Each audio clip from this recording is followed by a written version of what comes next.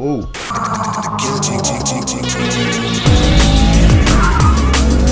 I know you guys love the JDMs.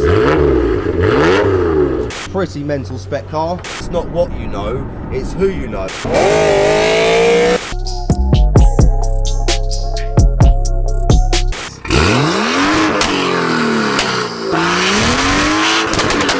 Mate, how many times do you get arrested a week?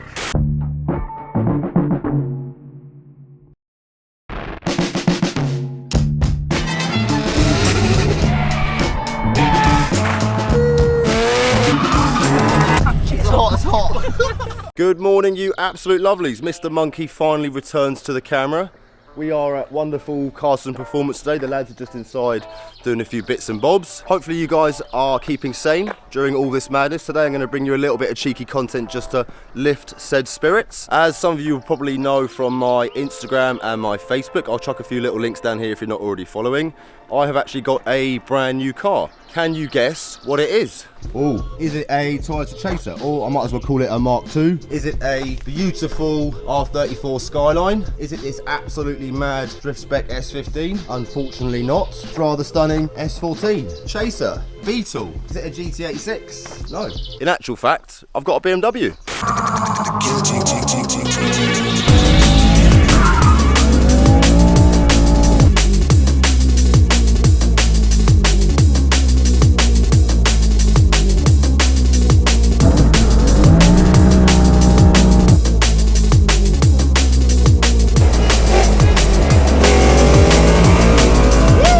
I've got a very good friend who I used to do a lot of business with as a car dealer. Will, he owns a company called Targa Floria Cars. They're based just not far from Goodwood. I'll chuck his Instagram and his Facebook and his website down here so you guys can check out his stock. I really appreciate it if you guys could give him a cheeky little follow. He's been very kind, and he's actually given me a BMW M3 on a promotion deal. I'm a very big fan of Targa Floria Cars. I really like what they stand for. Their customer service, obviously being an ex-car dealer, their customer service is second to none, and he really does get some beautiful stock. He does do the sort of regular supercars and sort of normal cars. He also gets some very rare cars as well. I'll chuck a quick little picture. He's actually got a Porsche 996 GT2 at the moment. I don't want you guys thinking that I'm turning into some sort of supercar numpty wearing big watches. You know, I wear a flick-flack and I do drive a Volvo V50 as my daily. Will's actually done me a bit of a deal. He said I can keep the car for 6 months to a year.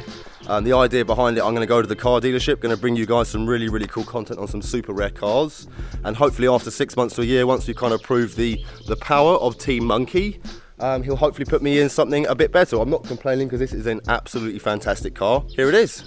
This is actually a 2018 facelift BMW M3, so it's an F80. In my personal opinion, I'm actually quite a big fan of the M3. I used to have a couple of E36 M3 saloons back in the day, and this is obviously a 4-door. It's kind of reminiscent of a stock 3 Series. It doesn't kind of sort of shout too much. Obviously a great thing about the M3 is the fact it's got 4 doors, so they are pretty practical. You can get all your shopping and all your jibber jabber in there. I'll give you guys a quick little tour around the car. I'm actually off to see Rhys at Car Butler detailing today. He's going to be doing a 2 to 3 day detail on the car. He's actually going to be filming the whole process, so you guys are going to have a bit more content to concentrate on. This car is in fantastic condition. It's only got one owner and only 11,000 miles. So for me personally, it's literally like having a brand new car. Not gonna lie, there's a huge amount of settings on this. I only found out on my second drive that if you press the M buttons, it actually makes the car a little bit louder. And I have actually gone through the settings now and kind of set it up to how I think I like. I'm quite interested to hear what you guys in the audience, if any of you guys have got an M3 or an M4 or a car, an M car like this where you can set up all the different modes. Suspension wise, I run John mode in Sports Plus. Again, Ricky sort of said if you want grip, comfort's a bit better, but I think obviously Ricky's running 700 horsepower, 750 horsepower. This is like sort of 450 or whatever it is. So I do find obviously with drifting, it's quite nice. You do like to have the back sort of a little bit supple to get grip. But at the same time, I find the car's a little bit wishy-washy when you're sort of transitioning or when John's transitioning. So in the suspension, I've got Sports Plus. In the engine mode, I've got Sports Plus as well, which I believe just gives you sort of more sort of crisp or more quicker throttle response. And then in the gearbox, I did try running it in the race mode. It does tend to sort of slam the gears in, which might be okay if you're going around a track, but I find personally when John's out on the road, he has it on 1 below the race setting, so it's still very quick at changing. It doesn't seem to sort of slam the car in as much as when you're in race mode. And then on the M2 button, I'm running comfort steering, comfort suspension, comfort on the gearbox, like the sort of the slushiest setting you can have on the gearbox, and comfort steering as well, which is kind of like a sort of granddad mode if I just want to kind of cruise around in the car and try and get some sensible MPG figures. I find it's a nice sort of setting to be in. But I didn't realise when you press the M buttons, it actually opens up the exhaust valves and makes it sound a sort of little bit louder.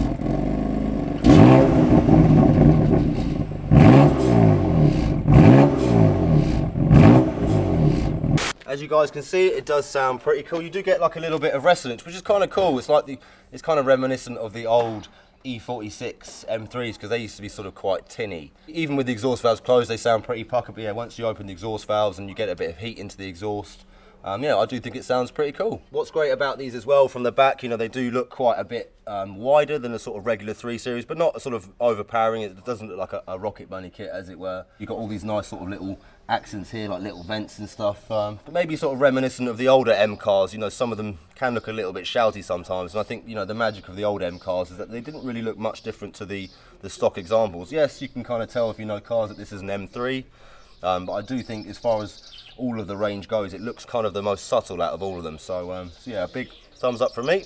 Well, I won't go through all the settings because quite frankly it's absolutely mad. If we look here to my vehicle, driver profiles, as you can see there, I've renamed it John mode.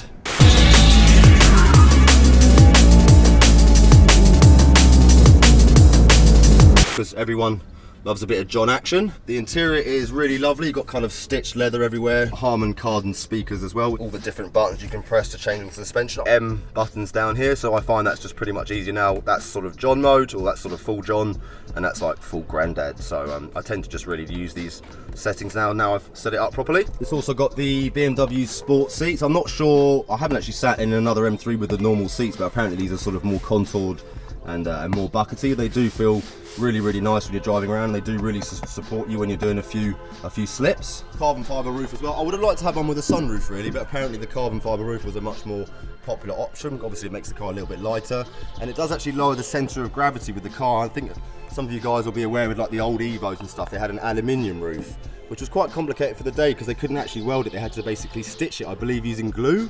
But what that does is having a lighter roof kind of lowers the centre of gravity of the car, so it's almost like the car is even lower than as it sits. But these are the S55 3-litre twin turbos, so a pretty good engine. Lovely bit of carbon fibre. I think that's kind of some sort of support brace. They do actually do a manual option. This is a dual clutch 7-speed, which I quite like. It's nice to kind of cruise around, and obviously the gear changes are super quick. The 911 I used to have about 6 or 7 years ago was a PDK as well, and the sort of old school automatics used to be like slush boxes, the old Tiptronics, but these newer gearboxes are extremely quick at changing gear. Wheels on these are pretty gorgeous, like a sort of anthracite and a sort of bit of shadow chrome on the front. Quite a sizable set of brakes as well, which is ideal for John action. Tyres are Conti Sport Contact 5Ps. I'm not a massive fan of the Continentals. When I had a C63 before, I used to find when you used to do a few skids, you actually used to get almost chunks of rubber coming out of them. So maybe one day when the tyres are depleted in about 200 miles, I might look at getting some slightly different tyres, but yeah, certainly not complaining. They're a very nice set of tyres nonetheless. Being an LCI, this has got the BMW LED lights. GG used to have a F31 Touring LCI, so I think that stands for Life Cycle Impulse, like the facelift version of that had the same lights as this, and they're really nice. And it's actually very cool because at night time I've been used to driving the Volvo, which is like driving with candles, and now I've actually got some lights. It's amazing to actually sort of realise I can actually see where I'm going. Tyres on the back are pretty big. They are 275 35 19, so yeah, quite a sizable rear tyre. Facelift LCI lights on the back. I do think it's a nice sort of, relatively speaking, quite a subtle looking car. It doesn't kind of scream too much. Like I said before, Will has been very kind. I've done a lot of business with him in the past, which obviously gave me a lot of rapport. So when I approached him about doing some content with the dealership, I really do like what Targa Florio stands for. And yeah, if any of you guys are looking for any luxury cars, I would suggest having a look at the website. He'll always try and do you a deal, and he does very good finance packages. Generally speaking, the staff are very nice there. The showroom is beautiful. It's a purpose-built showroom, kind of in the countryside. And it's kind of where I maybe would have taken my car dealership if I could have sort of maybe made a bit more money over time. But sort of, you know, 4 years ago I decided YouTube was really my calling. I do believe a lot in what Targa Florio stand for, and hence I'm happy to put the BMW on the channel. Rest assured, Japanese cars will still be the main feature of the channel. As you guys can see, Carson Performance has some amazing whips at the moment. He's got some really fantastic cars here. We're actually going to be changing the channel up quite a lot. We're kind of going to go down the lines of Hoonigans, but a bit more sort of diverse. Dave's actually got a brand new unit in the Midlands where all the Monky London car reviews are going to be going down. It's a whole new body shop. He spent an absolute fortune, and obviously Dave's very passionate. I love what he's about. He's an exceptional painter and a very good friend of mine as well. So I'm very proud to be supporting Dave, supporting Scouse with all these crazy Japanese cars. That's an R34 GTT coming up with an RB26. I think someone just bought it off Muzzy at Jack West Mods. Definitely sounds like it's got a set of lumpy cams. Nothing better than an RB26 with a set of cams in it. Ross at Dragon Performance, he's going to be making content for us as well. And basically, because my merchandise is going very well, and I've obviously figured out with YouTube, you know, I don't make fantastic money off it, but now we're going to be coming back to doing car reviews. It should hopefully raise the revenue a bit and sort of make, you know, I put like 80 hours a week into editing, which is crazy when you get £500 return. I'm very passionate about my merchandise. Obviously everything's British sourced. I want you guys to kind of realise that my merchandise is next level quality. The price I pay for my jumpers, cost price, is actually more than what most people pay retail at a shop. They're fleece lined, they've got metal draw cores, they're organic, vegan friendly, 100% ring spun cotton, super soft, and they're super luxurious. You literally won't find any better clothing in the shops, and that's a promise from me. Once the merchandise gets bigger, that's going to give me the money and the minerals to kind of go drifting, go to Japan, and kind of carry on what the channel was about. I love drift diaries. I'm absolutely obsessed with drifting, and that is never going to change. So hopefully you guys are going to stick around and really sort of get behind the merchandise, and yeah, hopefully we can bring you some really sick content. I think before we go, we should show you the R34 because it's pretty sick. I know you guys love the JDMs. Cool, because the GTT rear wheel drive has got RB26. Yeah, HKS RB26 in it. Yeah, with a set of cams by the sound of it. And that thing there as well, Muzzy's, one of Muzzy's old imports, that S15 is pretty crazy. Yeah, it's a mad build. It's been sat for a couple of years, so we're here to like just bring it back to up life. A bit, yeah. Yeah, let's have a quick little gander before we go. Pretty mental spec car, lovely set of tubs, big single turbo. I like my crackle black, custom intake manifold. Very short piped intercooler, which is really nice to see. A little bit of rising sun on the bonnet. Hasn't got seats at the moment. You guys can see it's got a pretty cool looking roll cage. This was actually built by an individual in Japan, and he used to drift it as well, even with this mad camber and very low stance. He did actually used to drift it, which is pretty cool. Nom nom. Anyway, that's enough gassing for the beginning of the video. Let's hit the road. Tell you what, it's so nice just to have a little bit of power. You know, if you do get a little straight, you can actually overtake people quickly and efficiently without sort of causing danger. So that's the only problem with the Volvo. It's a 2-litre diesel and has been remapped, so it is pretty quick. You do need to kind of wind her up a little bit, so it's nice to actually finally have a little bit of power. Lovely place to sit as well. The seats are really comfortable, and it's obviously quite nice for me to have a little bit of leather interior. The car's fantastic in honesty. You know, like I said, full massive thanks to Will for giving me this opportunity, because let's face it, I wouldn't be able to buy one of these if I had to go and buy it outright. I just appreciate cars for what they are. I either like them or I don't, but if I don't like them, I don't have to slag them off or say they're rubbish or anything. I kind of respect all cars for what they are, which I think is the best way to be, really. I do sort of notice sometimes on the internet people are very critical, or they criticise people a lot, and it's, I will say one thing, guys, with social media, it's very easy to get carried away. You mustn't forget that what you're seeing on social media is a snapshot of someone's life. It's a portfolio of the best bits. You know, I don't post up me paying my council tax bill or paying for my insurance. Always bear that in mind. You know, I do see some comments sometimes, oh, I'm very jealous, and you mustn't get jealous of people. You just got to kind of respect them for what they've got. Don't get me wrong, some of these young lads that have got lots of money and they're buying McLarens and stuff at very young ages, I've got much respect for them as well, but sometimes I think there's a way you play it, and just pushing it down to people's faces all the time can maybe have a negative effect. So I do think it's important, even if you do like cars, to be a little bit humble with what you've got. But that's obviously just my opinion, and you can sort of take that for face value or take it for what it is. And try not to get too carried away with dreams. You know, if you're dreaming about having things, it's not very counterproductive, because you can sit there in your pants for as long as you want thinking you want things, but it's not really going to happen. I worked in clubs, I worked in bars, I used to be a bin man, only for about 5 months, because I'll be honest with you, I'll take my hat off to bin men. I thought it'd be quite an easy job. You start early and you finish early, and the money's really good.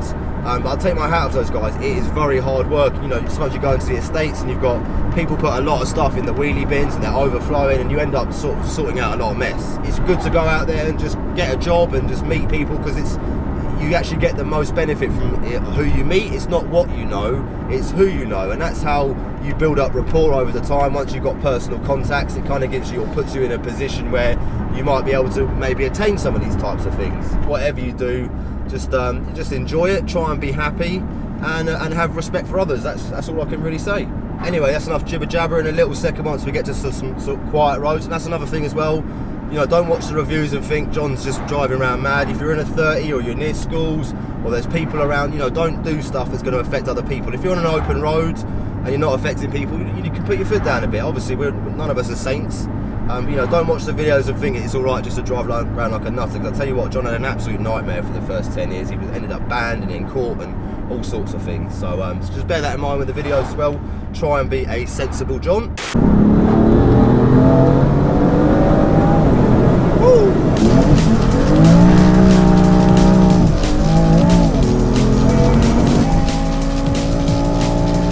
God, seatbelt is so tight. Let go of me. It's literally got me locked in the fucking seatbelt.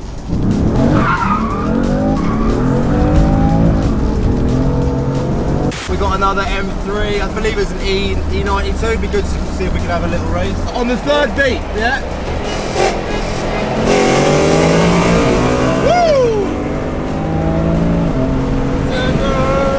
Are you manual? Yeah, this is cheating, automatic. We'll do one more. I'll give you a little rolling start. Stop.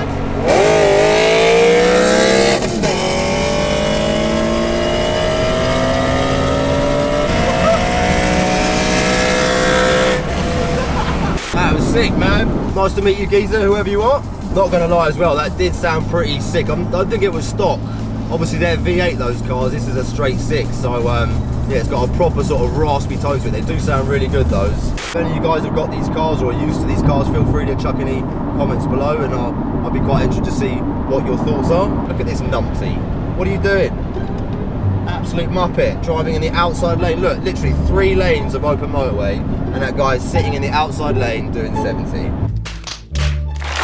He's not even a middle lane wanker, he's an outside lane wanker. The law actually states, if you're not overtaking, get on the inside lane. This is not the fast lane, this is actually called the overtaking lane. You don't have to weave in and out like an absolute erratic idiot, just be really smooth. You know, when you're changing lanes, you don't need to be like, just literally very, very smooth. As a racing driver, or any racing driver will tell you, the less you turn the steering wheel, the quicker you go around the track. I will have a little check of the tyres when we get out, just to make sure that the tyres had loads and loads of tread. We'll always make sure his cars are sort of really prepped, so very high standards. The tyres were almost near new. I think they might have been new, but I will have a little look. Just got to try and find the units. A few moments later. Right, the M3 has survived the journey. Your M2, Rhys, it's changed. It has indeed. I did say to the audience we're going to quickly check the tyres. Oh, they definitely have decreased.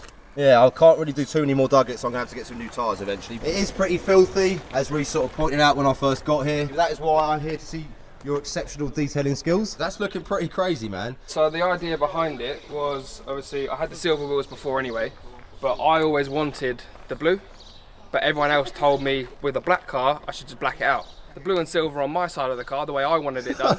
And on the other side, it's black on black. It's like two tone. Yeah. It's nice though. It's nice to be sort of a bit individual, a little bit different, man. Yeah, it's cool. I mean, I can stand this side and have my car, or I can take a photo from the other side and have the car everyone else. Yeah, that's cool, man. I like it. I've also just noticed as well, you've got a different carbon spoiler than before. Yeah, so my last one stuck down quite far, and I went through 4 of them. And if the audience want to know, Car Butler Detailing says it on the shirt. Indeed. Look at that. I'll chuck Rhys's Instagram down here. So if you guys give him a cheeky little follow, we'd really appreciate it. Right, let's go and check out this mad 140, which is owned by that gentleman on the right. You know what? Yeah, man.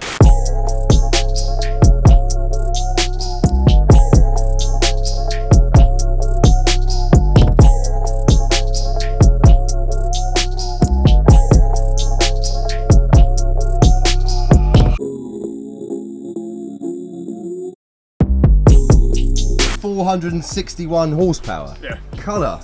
Look at that, man. It is pretty crazy. The colour is absolutely phenomenal. Look at this.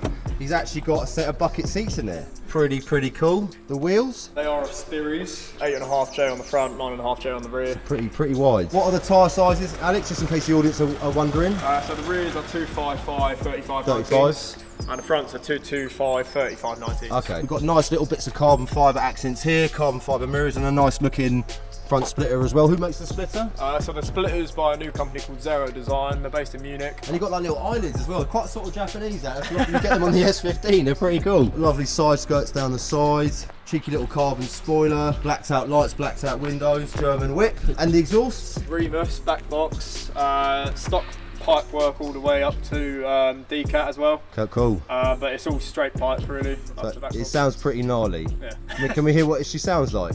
While we're just letting Alex warm the car up, we're just going to quickly show you inside Car Butler Detailing, which is Rhys's pride and joy, and show you what the workshop's all about. Quite big in here, isn't it, man? It is, yeah. It doesn't look it from the outside. Big enough to get 2 or 3 cars in for storage if you use wheel lollies. How long have you been doing this for now, Rhys? 7 years ago. Okay, cool. There's so quite a lot of experience between, and it's you and your old man that does it? Yeah. My dad has been doing this for like about 30 years now. Fair play. So yeah, there's a lot of experience behind it. That's really where you got your love for it, really, because you sort of followed your footsteps of your old man. Exactly that, yeah. Obviously, from a young age, I was out like cleaning cars with him, like obviously mobile valet and stuff like that. I'll start polishing, get a machine polisher and see what that does, and just branch from There's a lot more to detailing than just cleaning cars. There's actually a lot of science behind it, really. Yeah, obviously you got like sort of molecules and things to think about in your polishing compounds and stuff like that. Think about how they move underneath the pad and what pads to use and like the combinations of pads and compounds and stuff and like all that. the different materials and all the different products you can get. Yeah, exactly that. It's very clean and it's very pristine, and it shows that you've got passion in the business, which is Yeah, nice, so man. we tend to obviously like give the unit a proper clean after each car, get rid of any kind of dust produced from the polishing or anything like that, so that when it comes in here it's dust free. Don't have to worry too much about dust sitting on the car and that kind of fair thing. play to you, man. I'm not going to lie, I'm really excited to kind of see what the BMW, hopefully John doesn't make it messy on the way back. Pretty cool as well. Rhys has got a really nice,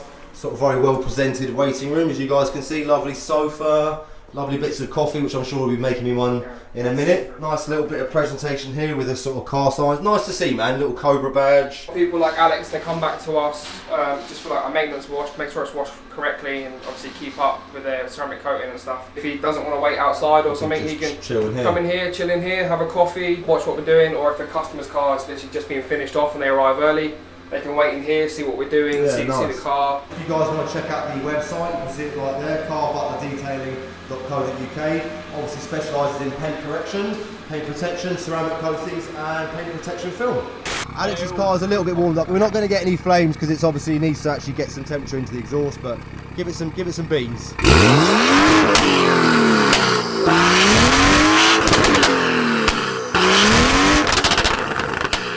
Mate, how many times do you get arrested a week?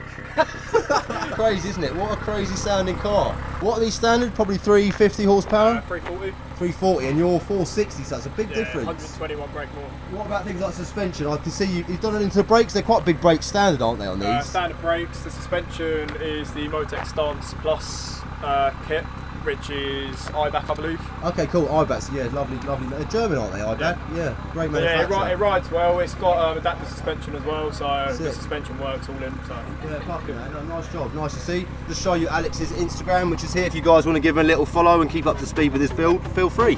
That pretty much wraps up today's video. Hopefully you've enjoyed the varied amount of BMW content. Like I said, Rhys is going to be picking up the camera over the next few days and kind of showing you the full detailing procedure with the BMW. And yeah, we look forward to seeing you guys soon. Give us a wave, everyone. See you later, guys. Peace.